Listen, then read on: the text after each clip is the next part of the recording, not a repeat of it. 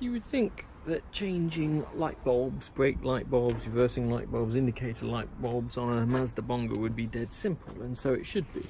There's basically just 2 Phillips screws to take out here, but what is a little bit tricky if you don't know that it exists is this little thing up here.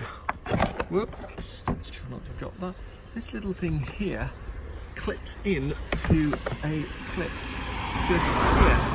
So when you first take the light fitting out, you need to move it this way basically. You need to move it that way, pull it out to detach it.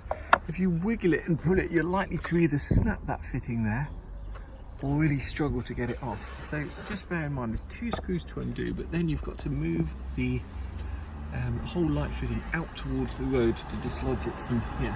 And also at the bottom there's another similar clip there at the bottom.